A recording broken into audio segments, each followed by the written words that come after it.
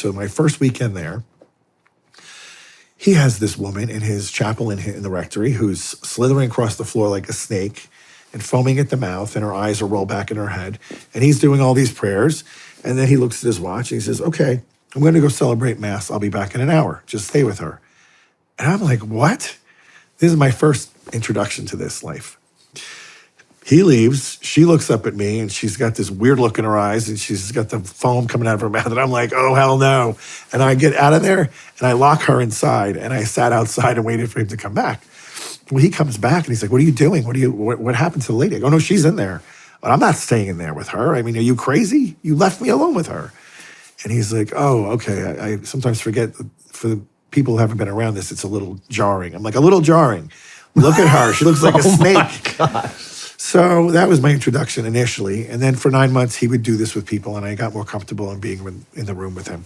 Like how many times in 9 months? Probably one or two a month. 1 or 2 a month? Yep.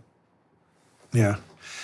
And then I went into religious life, and my superior was an exorcist, the Exorcist of Omaha. So now I'm in the room, because they usually took the guys who were a little bit bigger to restrain the victim. And I got 5 years of that.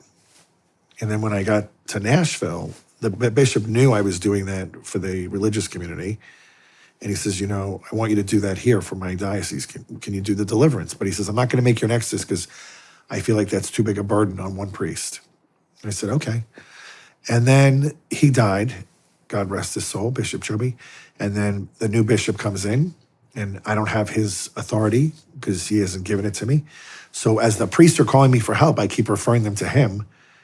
I said, he has to give me the authority. I don't do this without being under his protection. And so he finally connects with me and says, why do these priests keep asking for you? I said, I was doing the deliverance for the diocese, but when Bishop Shobi died, I no longer had the authority. So it's up to you. He said, are you the exorcist? I said, no.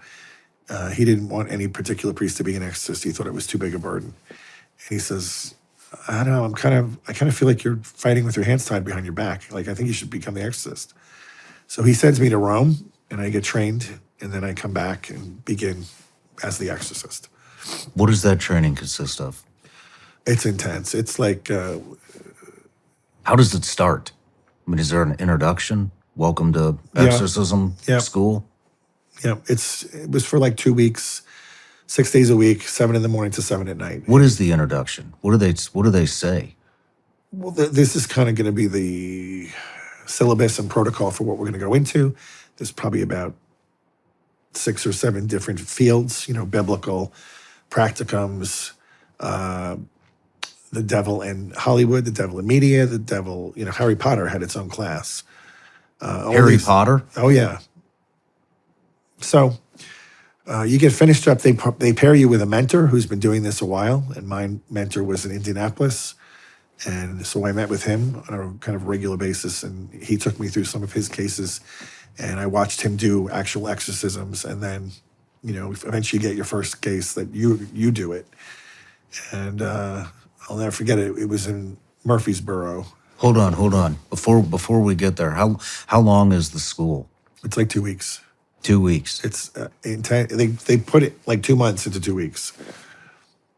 Is it bookwork? Is it practical? Well, it's everything. Yeah, we actually have case studies of actual exorcisms that have been performed. What happened? What you should do? What you shouldn't do. That class was the best class. Don't do this. What do? So if the victim vomits up anything, including it could be vomit, it could be small frogs, it could be nails, do not touch them. They're cursed objects until you liberate the objects from the demons and the curses, and then you can clean them up. I'm like, I'm not touching anybody's vomit, period. I don't care if you're a demon possessed or not. Like, that's not my thing. I'd be like, can someone come in and help me clean this up? But then knowing that this is going to actually, you touch it and then suddenly you're covered in boils. Like, it's a whole level of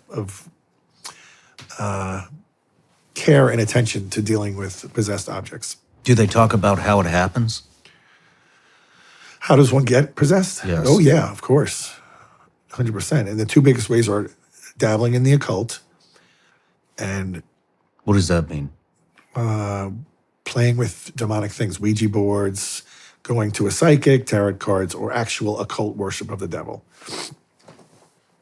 Those are pretty much immediate open doors that you're going to have demons come right in.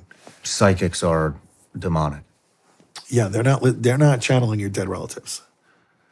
So right now we have at least 3 guardian angels in the room.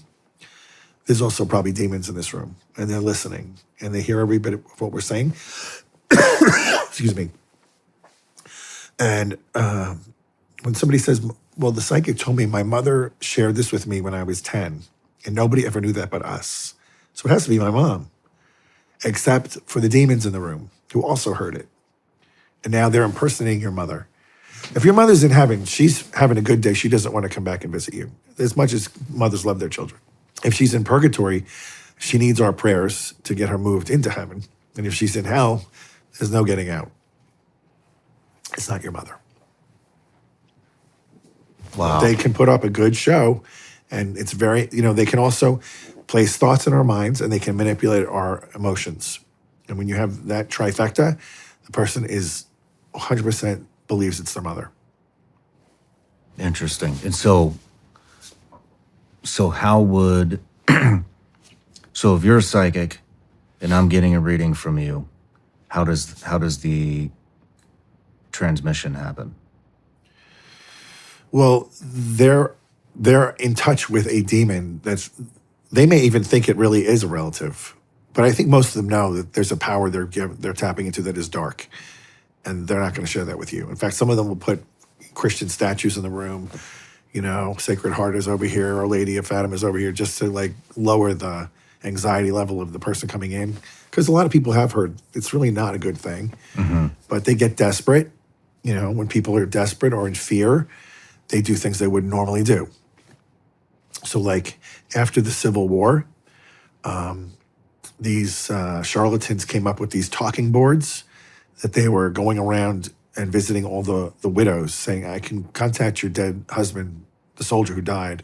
If you, can pay me this amount, we can do it with this talking board. And they made a lot of money off of these poor widows. And then that eventually became what was being known as the Ouija board, which was bought by Hasbro, toy company, and they're based in Salem, Massachusetts, the capital of witchcraft. And they have consultants who went into the development of these boards that became Ouija boards, and that they are the first to say that they asked the board what its name is, and it said Ouija, which means nothing.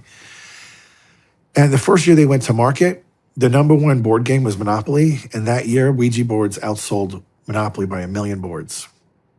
So it was embraced by the culture, fast. Mm-hmm. And it's opening a portal right into hell. Interesting. How else can the transmission happen? Well, that's pretty much it. For mediums, you mean? No. I'm sorry. To become possessed. Sexual vices, drugs. I mentioned the drugs. But one mortal sin is enough to open the door. I've never seen a case from one mortal sin, because it's easy to commit a mortal sin. If you miss Mass on Sunday, that's a mortal sin. But perpetual and habitual mortal sin is definitely a door opener. So if you're, a married man who's continually having affairs and a womanizer and cheating, that can be an open door where suddenly their personality will change and the wife will know something's wrong. She's not even picking up on the affair. She's picking up on, now this guy's carrying around these fallen spirits that are changing his personality. He's becoming more angry.